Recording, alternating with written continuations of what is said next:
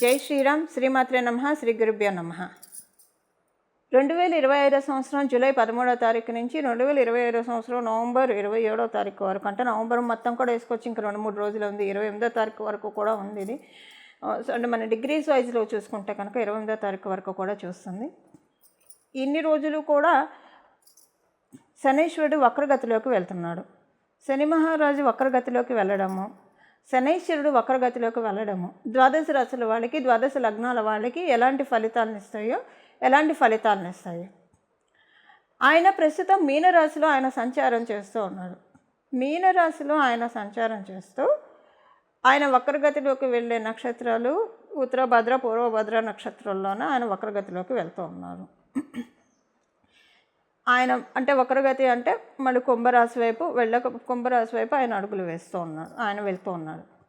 శనీశ్వరుడు వక్రగతి ఎలాంటి ఇంపాక్ట్ చూపిస్తుంది మనం డొమెస్టిక్ అంటే ద్వాదశ రాశుల వాళ్ళకి, ద్వాదశ లగ్నాల వాళ్ళకి మనం చూద్దాం. మీ జన్మజాతకంలో శనీశ్వరుడు వక్రగతిలో ఉంటే మీకు ఇది మంచి ఫలితాన్ని ఇస్తుంది. మీ జన్మజాతకంలో శనీశ్వరుడు నీచపడి ఉన్న ఇది మంచి ఫలితాన్ని ఇస్తుంది వక్రగతి అనేది. అలాగే కొన్ని రాశుల వాళ్ళకి వక్రగతి చాలా మంచి ఇంపాక్ట్ ఇస్తుంది. రాశులు ఏంటంటే మేషరాశి, వృశ్చిక రాశి, అలాగే కర్కాటక రాశి, సింహరాశి. మీకు ఆయన వక్రగతిలోకి వెళ్ళడం చాలా మంచి ఇంపాక్ట్ ఇస్తుంది. ఈ 4 రాశుల వాళ్ళకి చాలా మంచి ఇంపాక్ట్ ఇస్తుంది.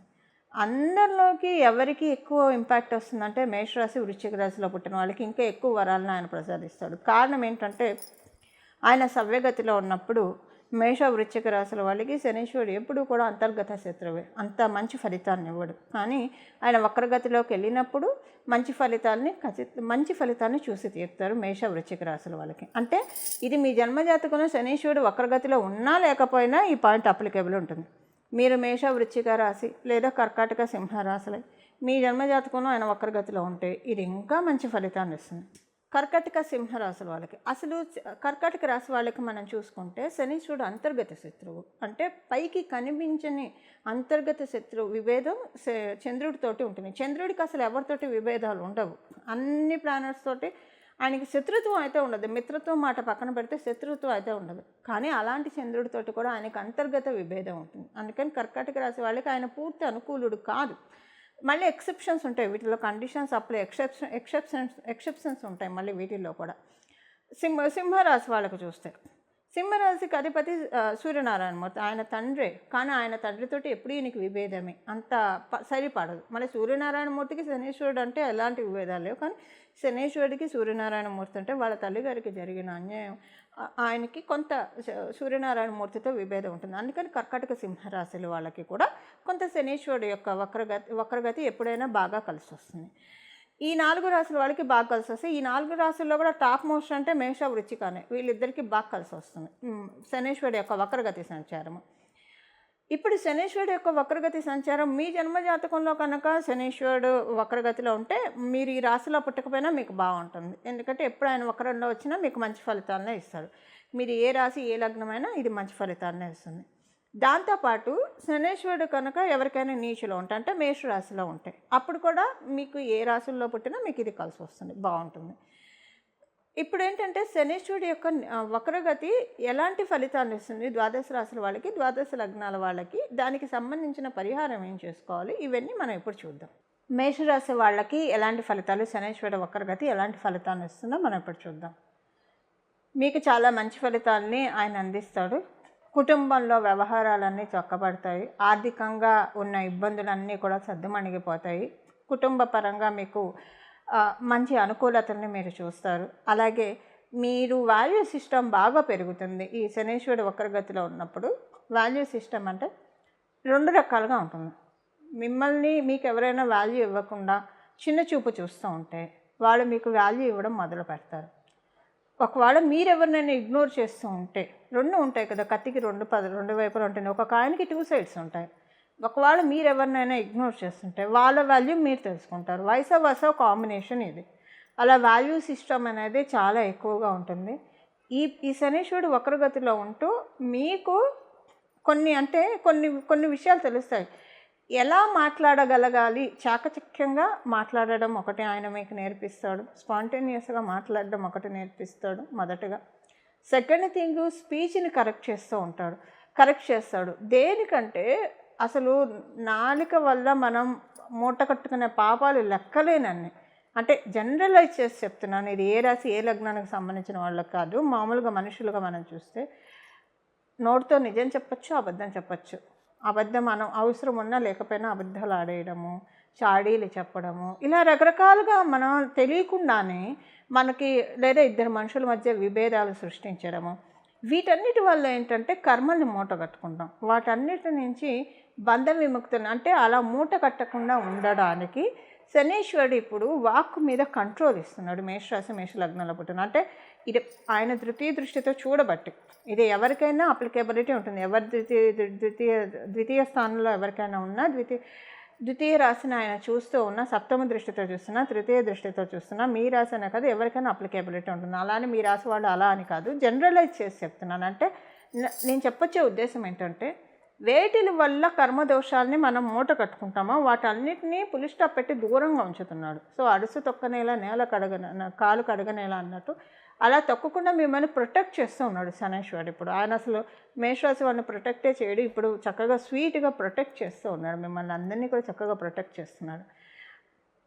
దాంతోపాటు ఆయన చేసేది ఏంటంటే మీకు ఏవైనా లోన్ టెన్షన్స్, లోన్ ప్రెషర్స్ ఏమన్నా ఉంటే వాటిని రిలీవ్ చేస్తున్నారు. అమ్మయ్య పర్వాలేదు మనకి అని. మీకు ఏమైనా కోర్టు కేసులు ఉంటే వాటిలో డెఫినెట్గా ఏదో ఒక వర్డిక్ట్ మీకు వస్తుంది లేదా సెటిల్మెంట్ అన్నా ఉంటుంది. మీరేమైనా రుణం కోసం ప్రయత్నిస్తూ ఉంటే రుణ ప్రయత్నానికి అనుకూలం చేస్తున్నాడు ఆయన. వక్రగతిలో ఉండడం వల్ల మీరు అనుకున్న అమౌంట్స్ మీకు వస్తాయి. కాంపిటేటివ్ సక్సెస్ని కూడా ఆయన అందిస్తూ ఉన్నాడు మేషరాశిలో పుట్టిన వాళ్ళందరికీ కూడా. దాంతోపాటు డెఫినెట్గా ఒక అదృష్టకరమైన సంఘటన మీరు చూసే తీరుస్తారు. ఈ ట్రాన్సిట్ కంప్లీట్ అయ్యే లోపల, వక్రగతి కంప్లీట్ అయ్యే లోపల మేబీ +or-3 months వేసుకోండి. అంటే +3 months వేసుకోండి. అంటే నవంబర్ అంటే నెక్స్ట్ ఇయర్ జాన్ లోపల డెఫినెట్గా మీరు ఒక అదృష్టకరమైన సంఘటన, అది మీకు మనసుకి తృప్తినిచ్చే సంఘటన మీరు చూస్తారు. ఇది శనీశ్వరుడు వక్రగతిలోకి వెళ్తూ మేషరాశి వాళ్ళకి ఇచ్చే ఫలితాలు. ఇప్పుడు ఏం పరిహారం చేసుకోవడం వల్ల శనీశ్వరుడు వక్రగతి సంచారము ఇంకా మంచి ఫలితాన్ని ఇస్తుంది అంటే ఇబ్బందులు పెట్టకుండా ఉంటుంది. ఇబ్బందులు కలిగించే వాళ్ళకి అలాగే సత్ఫలితాన్ని ఇచ్చే వాళ్ళకి ఇంకా మనం పెంపొందించుకోవడానికి ఏ రకమైన రెమెడీ చేసుకోవాలి ఇప్పుడు మనం చూద్దాం. మొదట ప్రాక్టికల్ రెమెడీ ఒకటి చెప్తాను. మీరు కనుక కొంతమందికి చాలామందికి అలవాటు ఏముంటుందంటే చెప్పులు బోళ్ళని కొని పెడుతూనే ఉంటారు, ఏవి వాడరు. 10 జతలు 20 జతలు 30 జతలు అలా ఉంటూనే ఉంటాయి. వాళ్ళు అంటే ఒక మినీ షాపు వీళ్ళ ఇంట్లో ఉందా అని అనిపిస్తుంది. అన్నీ ఉంటే వాటిల్లో మీరు వేసుకొని ఏమన్నా ఉంటే తీసి ఎవరికైనా ఇచ్చేసేసేయండి. చెప్పులను అలా బోల్డ్ని పెట్టుకోవడం వల్ల మీకు తెలియకుండానే మీరు ఏం చేస్తున్నారంటే నెగిటివ్ ఎనర్జీస్ని మీరు అన్ఫ్రీజ్ చేస్తున్నారు, పాజిటివ్ ఎనర్జీస్ని మీరు ఫ్రీజ్ చేస్తున్నారు. ఇలా పెట్టుకునే కోవలో మీరు ఉంటే దయచేసి తీసేసేయండి. ఎన్ని తీయగలిగితే అన్ని తీయండి, కొన్ని ఉంచుకోండి, మీకు కావాల్సినవి తీసేసేయండి. దరిద్రం పోగొట్టేసుకోండి మీరు.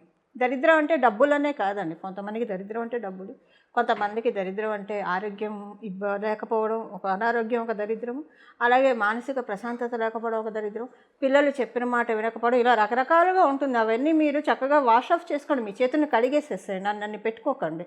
ఇప్పుడు ఎందుకంటే మీనరాశిలో అంటే మీనరాశి మన పాదాలను సూచిస్తుంది, పాద రక్షణను సూచిస్తుంది.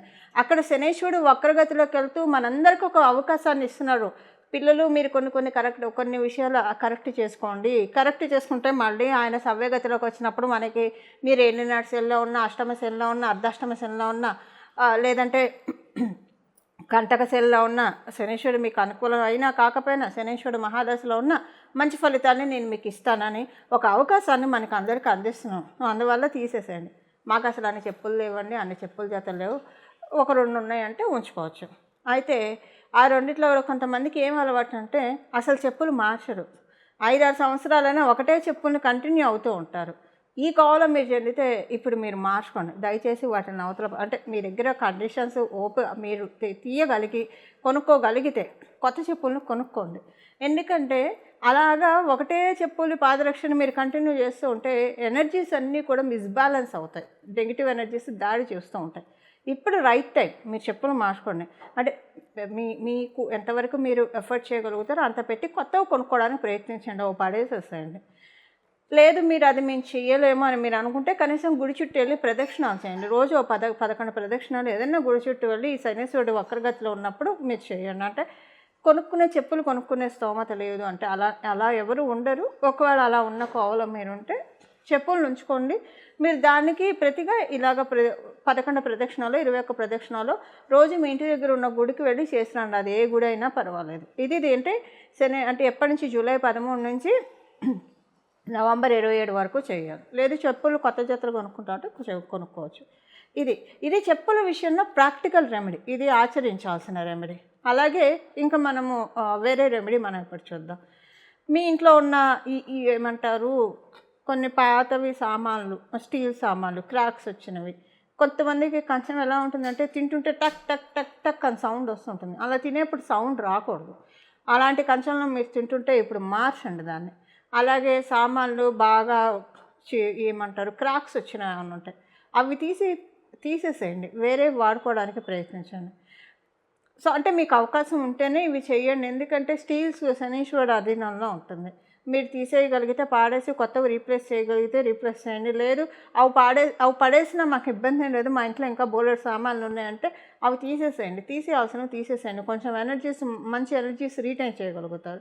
లేదు తీయలేమని అనుకుంటే ఇక కంటిన్యూ చేయండి. మీరు భగవన్ నామస్మరణ చేసుకుంటూ ఆహారాన్ని తీసుకోవడానికి ప్రయత్నించండి. అమృతమస్తు మంగళమస్తు, అమృతమస్తు మంగళమస్తు, అమృతమస్తు మంగళమస్తు అనుకుంటూ మీరు ప్రతిరోజు ఏ ఆహారం తీసుకున్నా అలా తీసుకోండి. ఇది ప్రాక్టికల్ రెమెడీ, శనీశ్వరుడి కోసం చేయాల్సిన ప్రాక్టికల్ రెమెడీ. అలాగే ఇప్పుడు శనీశ్వరుడి కోసం చేయాల్సిన స్పిరిచువల్ రెమెడీ మనం ఇప్పుడు చూద్దాం. ఆధ్యాత్మికంగా ఏం పరిహారం చేయాలి అది ఇప్పుడు మనం చూద్దాం. ఈ సమయంలో మీరు ఎవరైనా గురుమూర్తులని, అంటే మనకి శనీశ్వరుడుకి సంబంధించిన గురుమూర్తి అయితే ఆంజనేయ స్వామి వారిని, లేదా మీరు దక్షిణామూర్తి స్వామి వారిని, కృష్ణుడిని, దత్తాత్రేయ స్వామి వారిని, ఇలా మీరు రాఘవేంద్ర స్వామి వారిని, సాయిబాబా, ఇలా మీకు ఎవరైనా మీ ఇష్టదైవాలు ఉంటే వారినైనా ఆరాధించుకోవచ్చు. అలాగే ఆంజనేయ స్వామి వారిని ఆరాధిస్తే చాలా మంచిది.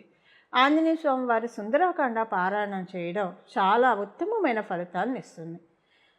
ఆయన సముద్రాన్ని లంఘించి లంకకి వెళ్ళి సీతమ్మ జాడను కనుక్కొని లంకా దహనం చేసి అక్కడ సీతమ్మకి ఆనందాన్ని కలిగించి ఇక్కడికి వచ్చి శ్రీరామచంద్రమూర్తికి కూడా ఆనందాన్ని కలిగించిన ఈ ఘట్టం చాలా అంటే చాలా మహిమాన్వితమైన ఘట్టం.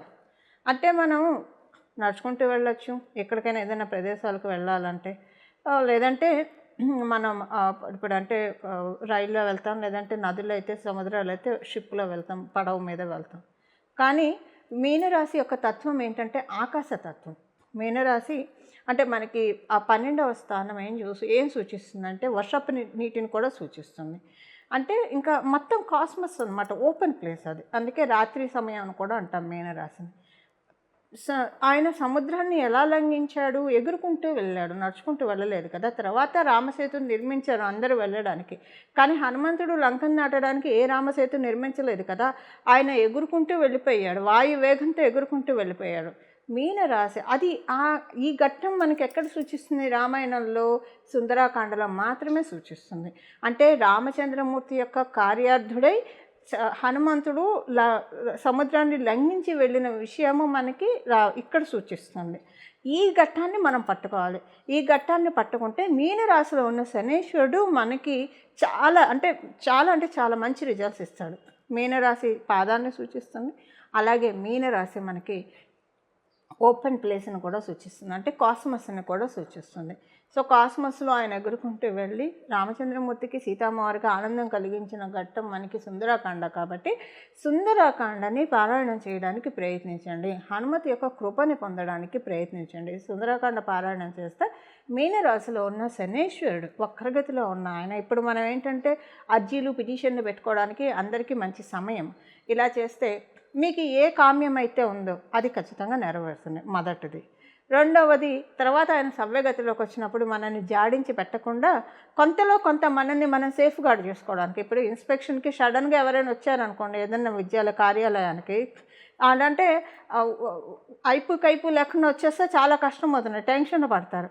అలా కాకుండా ప్రేయర్ నోటీస్ ఒక వారం రోజుల నోటీస్, 10 days నోటీస్, లేదా అట్లీస్ట్ ప్రేయర్ 1 day నోటీస్ ఇస్తే అప్పుడు కొంచెం వాళ్ళు అన్నీ ప్రాపర్గా రెడీ పెట్టుకుంటారు, ఆర్గనైజ్ చేసుకుంటారు. ఇప్పుడు ఇది ఒక ఇన్స్పెక్షన్ టైం అనుకోండి, మనందరికీ అన్నీ మనం చక్కగా పెట్టుకోవడానికి సుందరాకాండ చదవాలి. సో అంటే ఇంకా మనకి స్వామివారి కృపాలు ఇన్ని మంత్స్ టైం ఇస్తున్నాడు, జూలై 13వ తారీఖు నుంచి నవంబర్ వరకు.